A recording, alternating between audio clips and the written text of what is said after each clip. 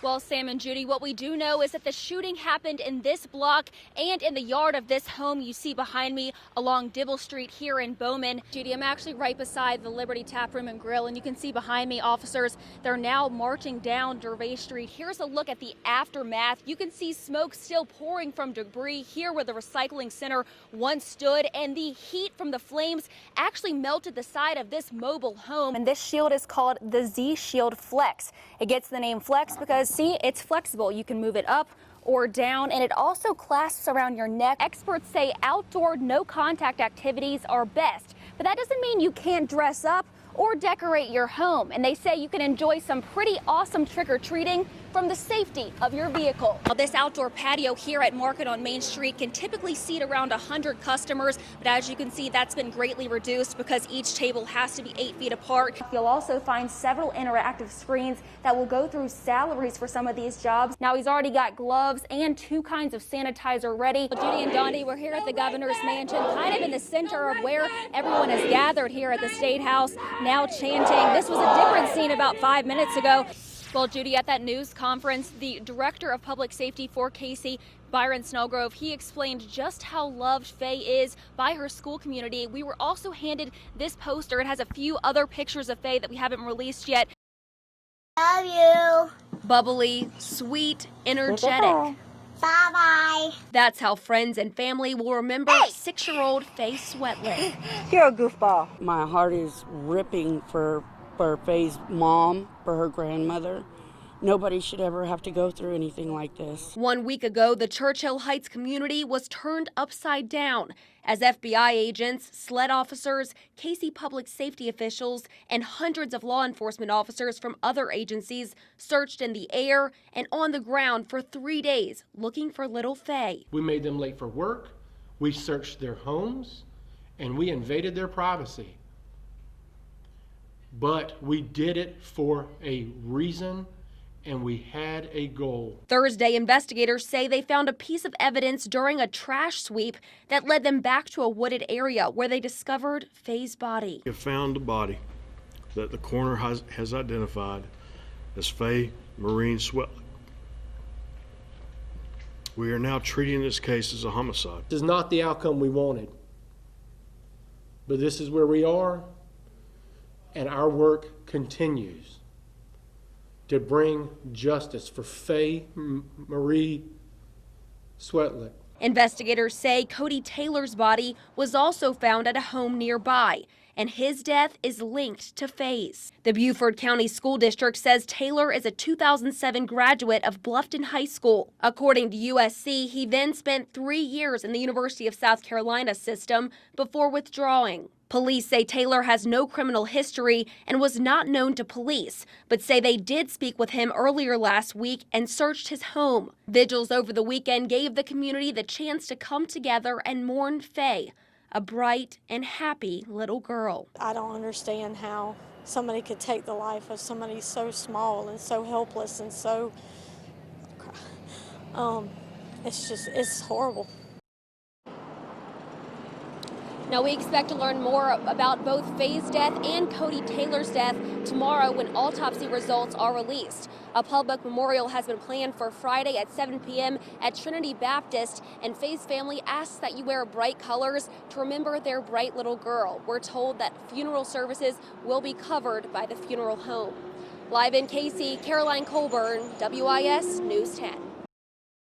My grandmother was an amazing woman. She was a homemaker, housewife, basically, like her pretty much whole life. Joan Hill dedicated her life to her family. We were very close. The beloved mother and grandmother suffered from dementia for several years and passed away in her daughter's home in Richland County on July 31st. This has definitely been a hard loss. Last week, an already tough time for granddaughter Kimberly Klosterman and her family got even more difficult when they received Hill's death certificate. It's just wrong. It lists Alzheimer's disease and COVID-19 complications as her cause of death. To have a report come back and say that that's what my grandmother passed away from when she was never even tested, had no symptoms, it's devastating. Klosterman says her whole family was tested for the virus a few weeks prior, and they all received negative results. We asked hospice to test her then, and they said that there was no need to test her if there were no symptoms,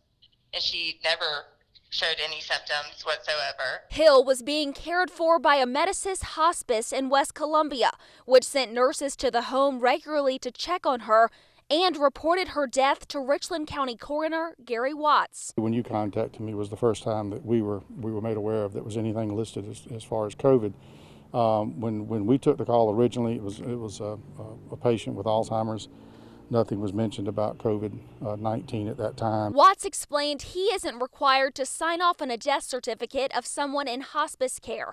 That was done by an Amedisys doctor. It's certainly some things that need to be answered as to why that happened and who made that decision, and why that decision was made. If there was no indication of that at the time of death, then I think the family deserves an answer. I think all of us deserve an answer. We asked Amedisys why COVID-19 was listed on Mrs. Hill's death certificate, and we received a statement saying due to patient privacy, they cannot comment on this situation, but that they acted in accordance with the coroner's office and followed clinical protocols. It needs to be taken off. We also asked DHEC if Mrs. Hill's death was listed in their daily totals, but the agency says it cannot comment in detail on individuals' deaths or cases due to privacy restrictions.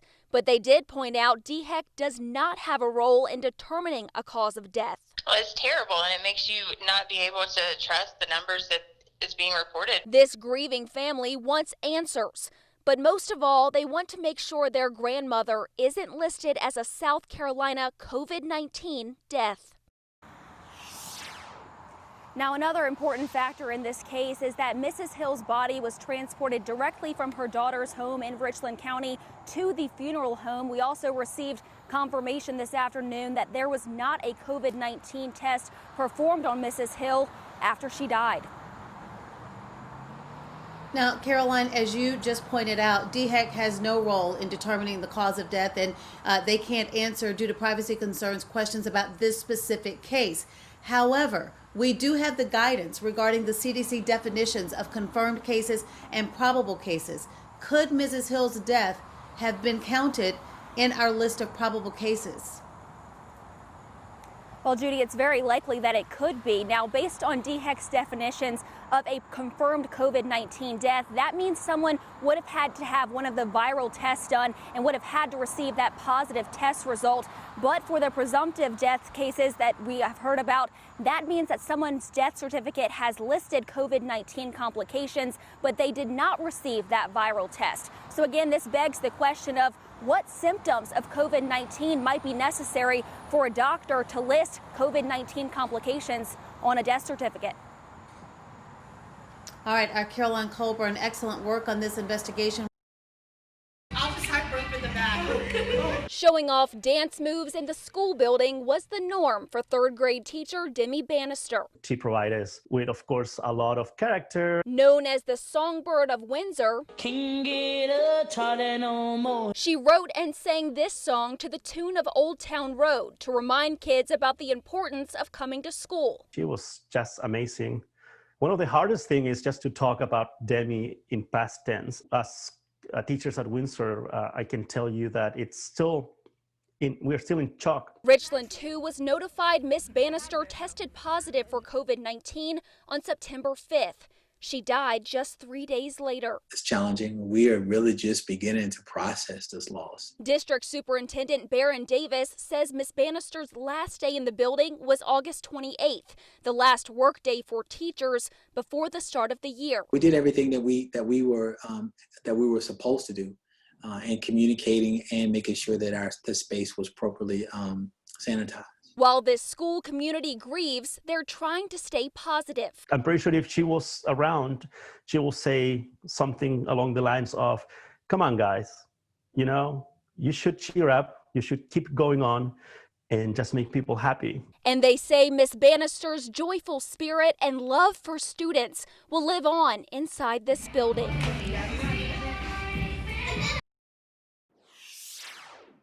Also led choir performances and held a club for aspiring singers. Superintendent Barron Davis says her death should serve as a reminder to the community of just how serious this virus is, and he wants everyone to take the precautions they can to stop the spread.